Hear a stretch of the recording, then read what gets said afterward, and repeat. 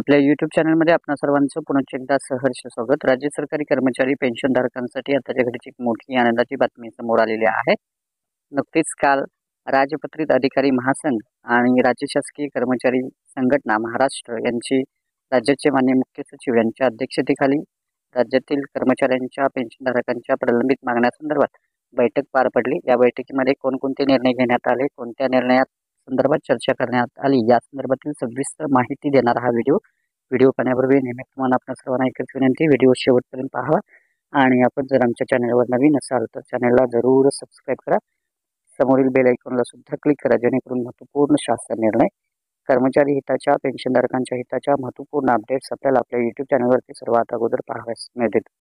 जसे की आपण स्क्रीनवर पाहताय, राज्यातील कर्मचाऱ्यांना त्याचबरोबर पेन्शनधारकांना प्रलंबित असणारा 4% DA वाढ, त्याचबरोबर सेवानिवृत्तीचं वय 60 वर्षे करण्याबाबत आणि राष्ट्रीय सुधारित जुनी पेन्शन योजनेसंदर्भातली अधिसूचना जी आहे त्याबाबत राज्य शासनाच्या दिनांक 27 जून पासून सुरू होणाऱ्या अधिवेशनामध्ये निर्णय होण्यासंदर्भातली शक्यता वर्तवली जात आहे। राज्यातील राजपत्रित अधिकारी महासंघ त्याचबरोबर राज्य शासकीय कर्मचारी संघटना महाराष्ट्र यांची माननीय मुख्य सचिव यांच्या समवेत बैठक संपन्न झालेली आहे। या बैठकीमध्ये वरील मुद्दे जे आहेत ते अधिक लक्षवेधी ठरलेले आहेत। या मुद्द्यावर राज्याचे माननीय मुख्य सचिव यांनी याबाबत राज्य शासनाकडून प्रस्ताव तयार असून सदरची बाब ही धोरणात्मक असल्यानं याबाबतचा प्रस्ताव राज्य शासनाकडे पाठवण्यात येईल असं नमूद केलेलं आहे।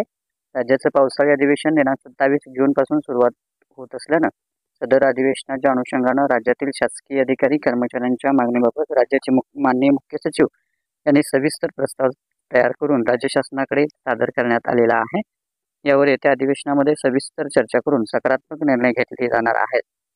सेवानिवृत्तीचं वय 60 वर्षे करण्यास राज्य शासन सकारात्मक असल्याचं माननीय मुख्यमंत्री एकनाथ शिंदे यांनी आश्वासन दिलेलं आहे।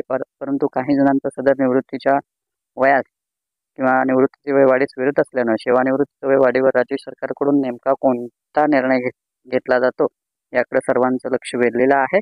नुकतेच राजपत्रित महासंघाच्या पदाधिकाऱ्यांनी माननीय मुख्यमंत्री यांच्या सह्याद्री अतिथीगृहावर भेट घेऊन निवृत्तीचे वय 60 वर्षे करण्याची मागणी केलेली आहे। त्याचबरोबर DA मधील वाढ तत्काळ करावी या संदर्भातली मागणी सुद्धा करण्यात आलेली आहे आणि या संदर्भात सुद्धा माननीय मुख्यमंत्री यांनी आश्वासन दिलेलं आहे। विधानसभा निवडणुका तोंडावर आल्यानं सरकारी कर्मचाऱ्यांच्या प्रलंबित मागण्या पूर्ण करण्याकडे राज्य शासनाचं लक्ष असेल।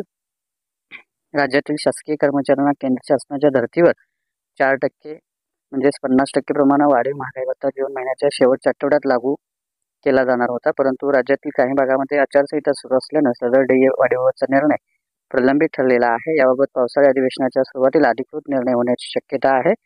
केंद्र सरकारकडून DA वाढीबाबतच्या निर्णयानंतर राज्य शासनाकडून तब्बल 4-6 महिन्यानंतर DA वाढीचा निर्णय घेतला जातो। यामुळे कर्मचाऱ्यांच्या मध्ये नाराजगी दिसून येते आणि या पार्श्वभूमीवर जुनी पेन्शन योजनेसंदर्भात सुद्धा लवकरच अधिसूचना निर्गमित होणार आहे। जुनी पेन्शन योजनेच्या अधिसूचनेसंदर्भात सुद्धा बैठकीमध्ये चर्चा करण्यात आली आणि त्या पावसाळी अधिवेशनामध्ये या संदर्भात अधिसूचना निर्गमित होऊन या संदर्भात निर्णय होणार आहे।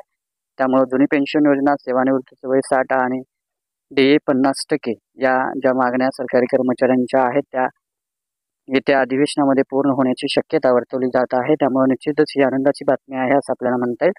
तर हा होता अतिशय महत्त्वपूर्ण व्हिडिओ, महत्त्वपूर्ण बातमी।